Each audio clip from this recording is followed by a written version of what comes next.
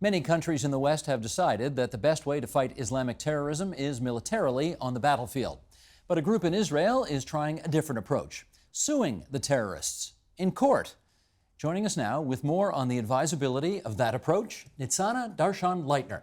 She is an Israeli lawyer and human rights activist, and we are happy to welcome you here to TVO. Thank you for having me. Pleasure to be here. Can we just find out a bit about you first? Where do you live now? I live near Modi'in in Israel. Where's that?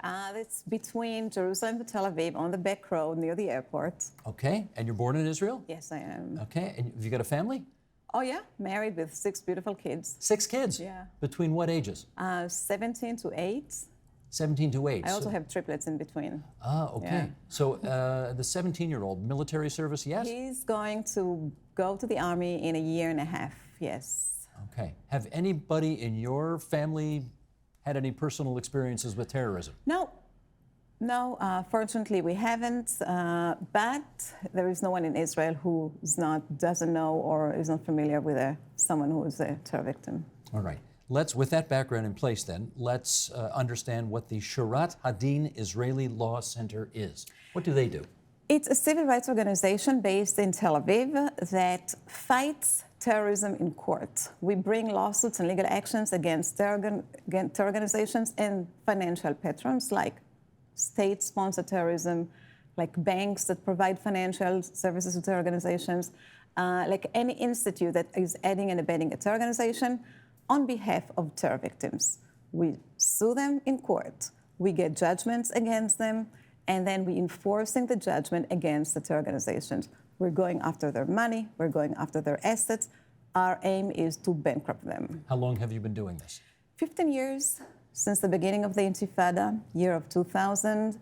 We saw that the blood is spilled on the streets of Jerusalem, of Tel Aviv, of Hadera, and we decided that we as lawyers can also take a part in the war against terrorism by going after what terror organizations need most: money.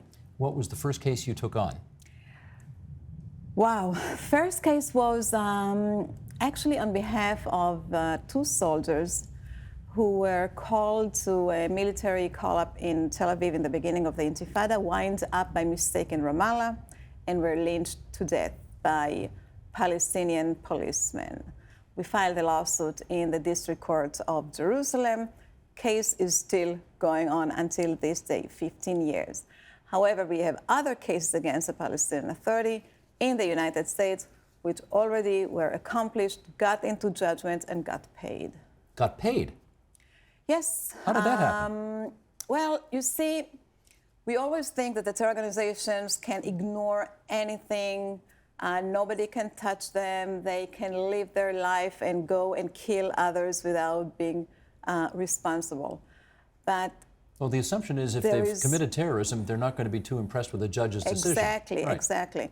But there is one thing they have to remember. Every terror organization, like a crime organization, has to live one leg in the terror world, but one leg in the legitimate world. And this is where we catch them. They have bank accounts, they have assets, they use the post office, they use the computers we use, they use what they need in order to go on. And this is where we catch them. So sometimes we go after their assets. Sometimes when they know that in the end of the day they will face hundreds of millions in damages, they just settle the cases out of court. You have settled cases with terrorist groups out of court? Yes. Can you say which ones? Unfortunately, all the settlements are confidential because no one wants to come and show that he paid terror victims or paid for his wrongdoing. So where does the money go? Money goes solely to the terror victims. Money goes to the families who filed the lawsuits. And how many different, can you make us a bit of a list of those who you have sued over the years? Yes, we sued Iran, Syria, North Korea. We sued the PLO, Hezbollah, Hamas, Islamic Jihad. We sued banks like Arab Bank, National Westminster Credit Lyonnais, UBS, Lebanese Canadian Bank, American Express Bank, Bank of China. Okay, I get how you can sue a private company, but how do you sue a country? In the United States, and now recently in Canada, you can bring a lawsuit against a state-sponsored terrorism. Both Congress and the Canadian legislature agreed that a country that sponsors terrorism is no longer acting as a sovereign state and should not enjoy sovereign immunity, which usually protects her from being sued in court.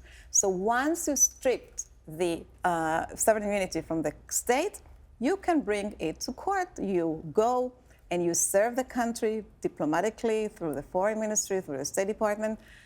They either choose to show up in court or not show up in court, but you have a right to prove your case.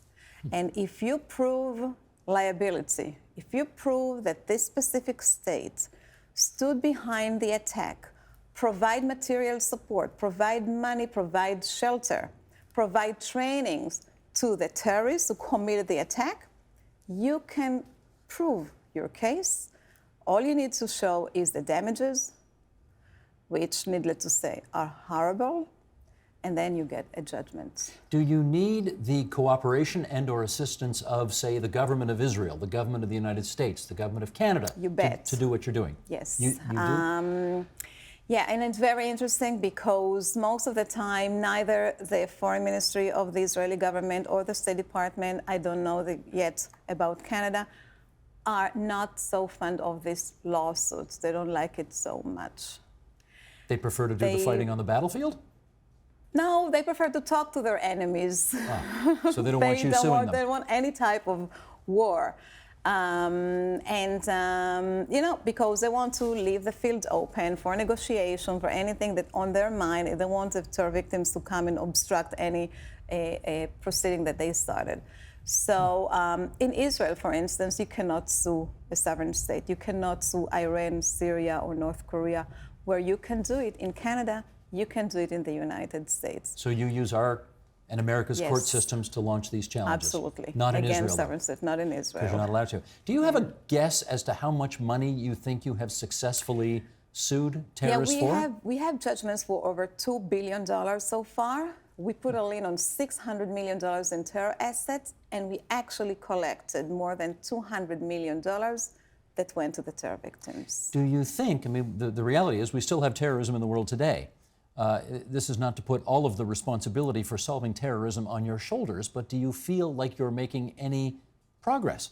100%. First of all, with these lawsuits against banks that provide financial services to terror organizations, we achieved great goals.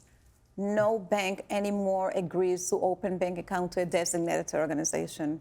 No bank agreed to even open a bank account to Islamic charity without making sure that they don't raise funds to terror organizations or don't identify with terror organizations.